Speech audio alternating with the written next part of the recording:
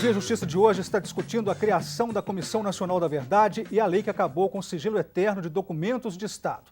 Participam do programa a professora Tatiana Ribeiro de Souza, coordenadora do Comitê GEDIP pela Memória, Verdade e Justiça, mestre em Ciências Sociais e doutoranda em Direito Internacional pela PUC Minas, professora de Direito Internacional e Direito Constitucional do Centro Universitário Newton Paiva de Belo Horizonte e o juiz Marcelo Cavalcante Piragibe, da Vara da Fazenda Pública e Autarquias de Juiz de Fora.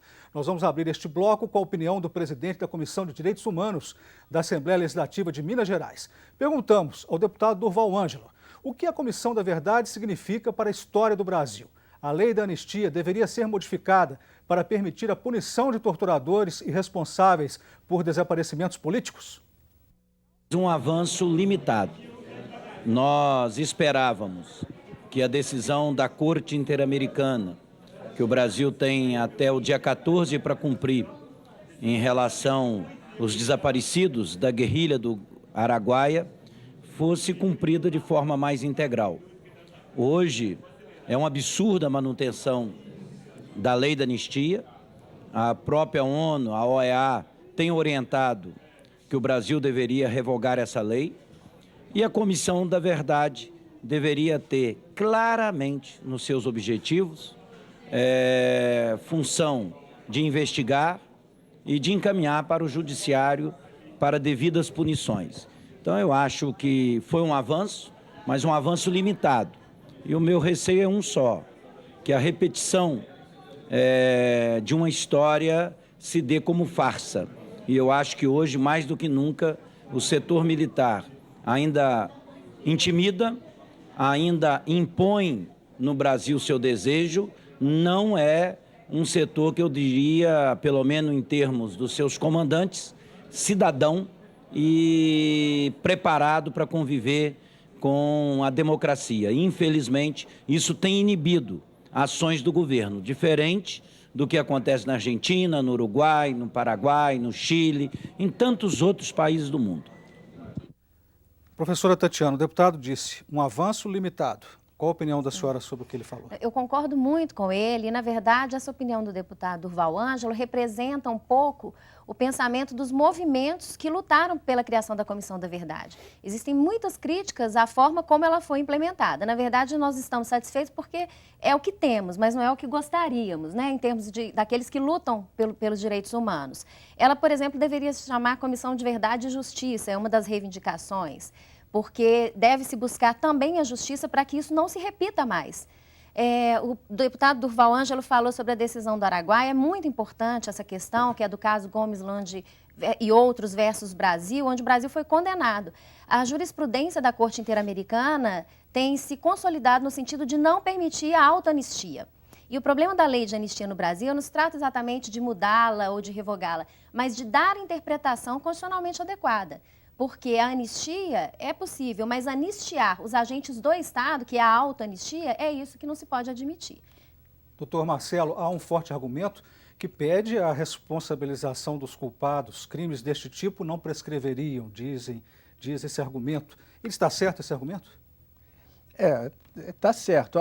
Normalmente, em regra geral, as coisas têm a prescrição é um instituto de estabilidade e relações sociais, é um instituto de segurança jurídica. Há certos fatos que, para a sociedade caminhar bem, ela tem que esquecer, porque senão vai ficar inviável uma convivência harmoniosa.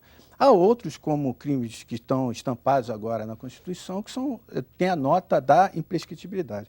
A fala do deputado Durval, a quem eu admiro muito, desde o meu início de carreira, acompanho o trabalho dele. Eu me lembro que ele esteve na penitenciária que eu trabalhava em Ipatinga, muito combativo. É uma fala em relação aos direitos humanos. Eu estou fazendo enfoque assim, enfoque jurídico, mais jurídico, e vejo que essa questão é uma questão política. Eu dou aula de introdução e, para quem faz essa matéria, sabe que tem um caso típico de um autor americano. Ele fala dos exploradores de caverna. Esse mesmo autor escreveu um outro livro chamado O Caso de Denunciantes Invejosos, que conta o caso de um país pequeno, onde vivia uma certa estabilidade, veio um grupo chamado de Púrpura Vermelha, um grupo que ganhou a eleição passou a fazer uma série de atrocidades e cometer uma série de injustiças, leis secretas, decretos irregulares, etc. Se anistiou, fez uma anistia, um caso até muito parecido com o que ocorre, se anistiou e depois, por coincidência, veio um outro partido que ganhou a eleição. Esse é um caso tipo para ajudar os iniciantes, carreira de direito, a estudar. No final das contas, esse é um livro trazido pelo professor Dimitri Demoles, que é um grande acadêmico, conhecidíssimo. No final das contas, não se chega a uma solução exata. Essa é uma questão filosófica, onde valores se discutem, ou o valor da estabilidade das relações jurídicas, ou o valor justiça. Para se ter justiça, há que se ter, primeiro, a segurança jurídica. Quer dizer, para se fazer justiça, você não pode retroagir ad eterno. Então, o que ele propõe dá 5 alternativas. Primeiro, questiona, vai punir quem? Os executores ou os que mandaram punir? Até onde vai a punição? Vai se retroagir, não vai se retroagir? É uma questão polêmica. Existem posições de todos os lados, respeitáveis, evidentemente. Eu me posiciono no sentido contrário, né, Carlos? Então, não, eu não me posiciono. Respeito ao doutor Marcelo. Eu estou colocando 5 posições, eu não me posiciono, eu estou no aspecto legal. Porque eu considero que não existe segurança jurídica sem justiça. E também considero que não se deve esquecer nada. Nós temos que construir a nossa memória para que as coisas não se repitam. Vamos ver agora a opinião popular. Nós perguntamos em Belo Horizonte, o senhor é a favor da criação da Comissão da Verdade para apurar os excessos cometidos pelo Estado durante a ditadura?